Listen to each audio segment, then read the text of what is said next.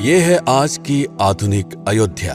तो चलिए इसे गहराई से जानने की शुरुआत करते हैं। बस अड्डा।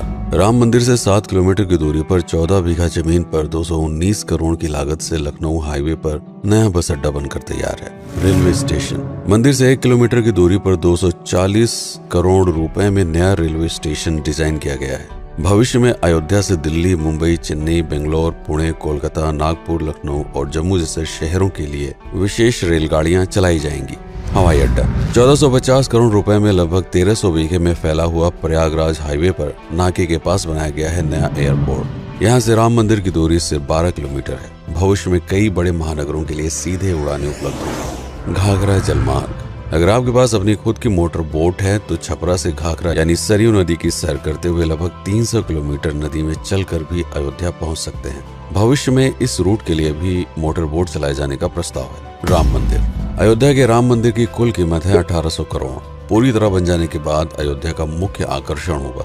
राजस्थान के मशहूर मकराना के पत्थरों से आकार लेते इस मंदिर की अनुमानित उम्र होगी लगभग 1000 साल। 22 जनवरी को पहली मंजिल का उद्घाटन होगा, जिसमें राम की बाल्यावस्था की मूर्ति रखी जाएगी। बाकी की 2 मंजिलों का कार्य चलता रहेगा। खजुराहो के मंदिरों की नागर शैली के आधार पर इसे तराशा जा रहा है। मंदिर का कुल क्षेत्रफल 156 एकड़ या 251 बीघा है।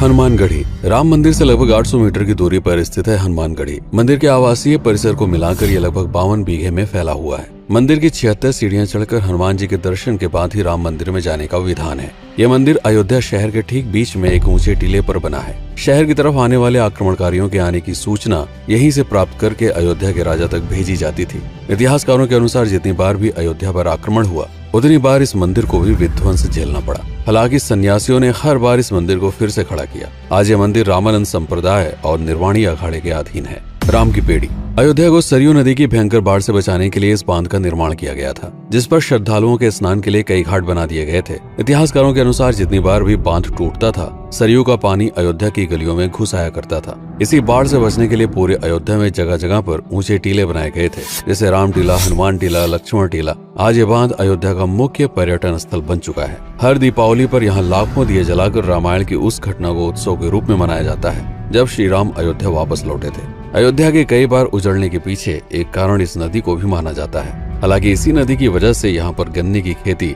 बड़े स्तर पर की जाती है। लता मंगेशकर चौराहा। नया घाट और बस स्टैंड के पास ही अयोध्या का मुख्य चौराहा 6.7 करोड़ रुपए में बनकर तैयार हुआ है। पद्मश्री से सम्मानित राम सुथार जी ने 2 माह के कठिन परिश्रम के बाद इस 40 फीट लंबी वीणा को आकार दिया। 14 टन की इस वीणा को लता जी के स्मृति चिन्ह के रूप में यहाँ पर लगाया गया है। इसीलिए इसका नाम नया घाट चौराहे से बदलकर लता मंगेशकर चौराहा कर दिया गया है। धर्मपथ। नया घाट से कुछ पहले सड़क के दोनों तरफ 30 फीट ऊंचे 40 सूर्य स्तंभ लगाए गए हैं, जिसे धर्मपथ का नाम दिया गया है, जो श्री राम के राजकुल सूर्यवंश का प्रतीक है। दशरथ समाधि स्थल। नए बस अड्डे के बगल से एक पतली रोड कछार से आगे बढ़ते हुए लगभग 12 किलोमीटर दूर ले आती है दशरथ समाधि स्थल, जो बिलहर घाट पर मौजूद है, जिसके बारे में मान्यता है कि यहाँ पर राजा दशरथ का दाह संस्कार हुआ था। राम मंदिर के साथ ही इस जगह को भी पर्यटन स्थल के रूप में विकसित किए जाने की योजना पर कार्य चल रहा है। भरत कुंड। अयोध्या से 15 किलोमीटर दूर है नंदीग्राम। यहाँ मौजूद तालाब को भरत कुंड कहते हैं। मान्यता है कि इसी जगह से भरत ने पूरे अयोध्या का राजकार्य संचालित किया था। पर्यटकों के लिए इस स्थान को भी विकसित किया जाएगा। गुप्तार घाट। राम की बेड़ी से सरयू नदी के किनारे चलते हुए 10 किलोमीटर दूर स्थित है गुप्तार घाट। ये कैंट एरिया में पड़ता है। इस जगह को श्री राम के जल समाधि के रूप में महत्व दिया जाता है। इसके अलावा अयोध्या नगर में हर गली में कई विशेष मंदिर हैं, जिनकी अपनी मान्यताएं हैं, कथाएं हैं, विशेषताएं हैं। पूरी तरह से विकसित हो जाने के बाद नई अयोध्या को पूरी तरह से जानने के लिए, इसका आनंद लेने के लिए कम से कम 3 दिनों तक यहाँ रुकने की आवश्यकता है। देश विदेश से ज्यादातर पर्यटक भारत आते हैं उत्तर प्रदेश में आगरे का ताजमहल देखने और प्राचीन नगर काशी और सारनाथ घूमने। प्रश्न ये है कि अयोध्या घूमने और श्री राम का मंदिर देखने के लिए भला विदेशी क्यों आएंगे? और इसका कारण है भारत में लिखी गई राम कथा की सबसे पहली और प्राचीन पुस्तक रामायण। भारत में रामायण के अलावा कंबोडिया में रीमकेर, थाईलैंड में रामकियन जो कि वहाँ की राष्ट्रीय पुस्तक है, इंडोनेशिया में ककनिक, नेपाल में भानुभक्त रामायण जैसी पुस्तकों में वाल्मीकि की रामकथा से प्रेरणा लेकर इसे अपने अपने देश की संस्कृत के हिसाब से फिर से लिखा गया है। पात्रों के नाम, कुछ नई घटनाओं के अलावा मूल रामकथा सभी में एक जैसी है। इसके अलावा भारत में ही रामकथा को लेकर संस्कृत में 7 संस्करण, हिंदी में 3 संस्करण, गुजराती में 47, उड़िया में 14, तेलुगु में 5, कन्नड़ में 4 और अन्य भाषाओं में लगभग 17 संस्करण मौजूद हैं। इसके अलावा लिखे गए नाटक, कविताएं आदि को भी अगर मिला दिया जाए तो इस दुनिया में 300 से अधिक तरह से राम कथाएं बार बार लिखी गई हैं। इन सभी राम कथाओं पर कई विशेषज्ञों ने समय समय पर अध्ययन किया और अपने विचार दिए। Father Camille Bulcke, Hermann Jacobi, Wendy Doniger, Edward अल खरर, Alf Hiltebeitel, Paula Richman, Aubrey Menen, Ramesh Menon, Radha Vishwanath, Shantanu Gupta, Meenakshi Jain, Lala Sitaram, Swami Gyananand Saraswati जैसे कई लोगों ने समय समय पर रामकथा को लेकर गहन शोध किया और इसमें छिपे हुए मूल कथा के साथ ही इसके इतिहास को समझने का प्रयास भी किया। रामकथा थी कौशल प्रदेश के द्वारा किष्किंधा और लंका पर विजय प्राप्त करने की पहली बार एक अखंड भारत के निर्माण की। रामायण महत्वपूर्ण इसलिए हो जाता है क्योंकि ये अखंड भारत युद्ध से अधिक व्यक्ति के आदर्शों, सूझबूझ, मित्रता जैसे गुणों से स्थापित हुआ। रामायण एक ऐसा डॉक्यूमेंट है जो ये समझाता है कि भारत पहली बार एक कैसे हुआ। इसलिए ये गाथा न तो कभी भुलाई जा सकती है और न ही कभी मिटाई जा सकती है। और आज की अयोध्या उसी अखंड भारत का एक प्रतीक है, अपनी संपन्नता के कारण जिसने समय समय पर बाहरी आक्रमणकारियों का भी सामना किया। अयोध्या की इसी संपन्नता ने यहाँ पर मुगलों को भी आकर्षित किया। महात्मा बुद्ध भी यहाँ पर रुके, सिखों के गुरु साहब भी आए और जैन धर्म के तीर्थंकर भी। सिर्फ आए ही नहीं बल्कि उनके अनुयायी यहीं पर बसते चले गए।